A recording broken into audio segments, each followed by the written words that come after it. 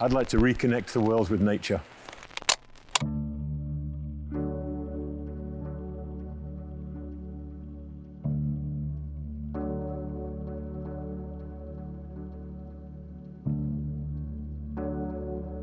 Nature around you, wild animals around you, a planet that they were born onto just like we were, and they've been here for a lot longer than we have. And when you think about bears, wolves, mountain lions, any creature really, but you think about these big charismatic animals, wow, if we can't help and save and protect them by all clubbing together and making sure that we protect wild places and we support organizations that do that and individuals that do that and people that do that, then really, what is it all about, you know?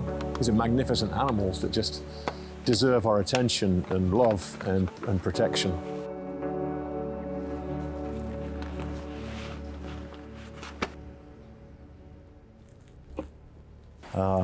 Wouldn't it be an amazing thing if every person on the planet felt a connection with nature, and through nature, maybe a connection with each other as well? I think it's an amazing place to be out in the woods or anywhere natural, because it kind of is a place where we can all gather, and we're all from nature. We will all return to nature.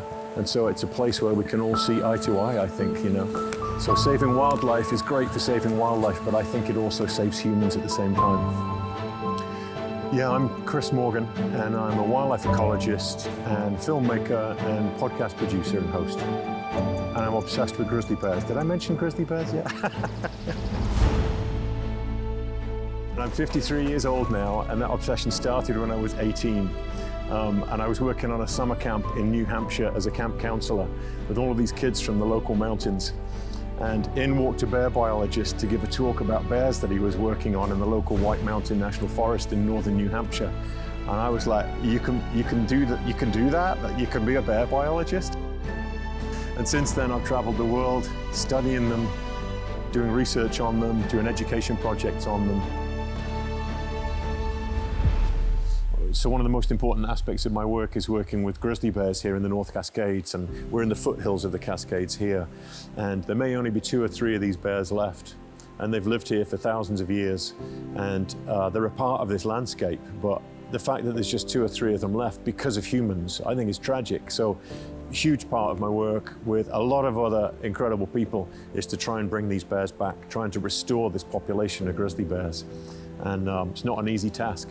Most people love grizzly bears, but not everybody does. And so there's a journey there that's needed, you know, working with local people to have them understand what a grizzly bear is and what it's not, you know, what the myth and folklore is versus what the real grizzly bear is. And then research to go alongside it to try and bring them back to where they belong here in the North Cascades. So I'm out in the woods all the time for my work, and usually I'm hiking, and sometimes I'm in the truck getting to a hike. And so when I park my truck and get into the backcountry, I've often got a long hike ahead of me. So now I take the bike with me, jump on the bike at the end of the road, and get on some tracks that then take me to where I need to go, whether it's setting cameras or just going scoping for wildlife or looking for tracks and scat and other sign. And I love it because it gets me further faster than I used to be able to go. My favorite thing about what I do is honestly just being out in a place like this. It's a magical, to me, it goes right to my core. It feels to me like I belong here. When I sit next to a tree or under the leaves in spring, or I hear a creek behind me, it just feels like I belong there. That's the best part of anything that I do. And I've done some pretty crazy things, you know, but it's the simple stuff, sitting under a tree in the woods, that makes me happiest, you know.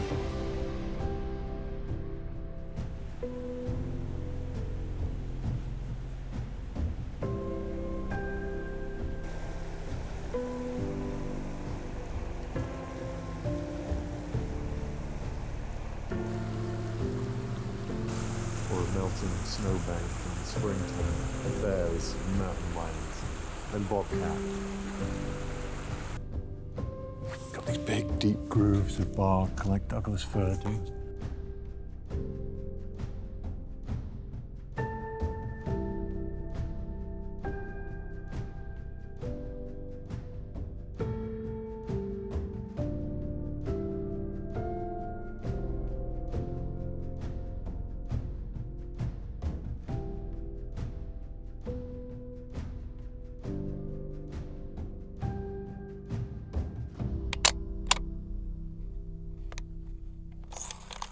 Here's Aventon. Here's the bikes and mountains and bears.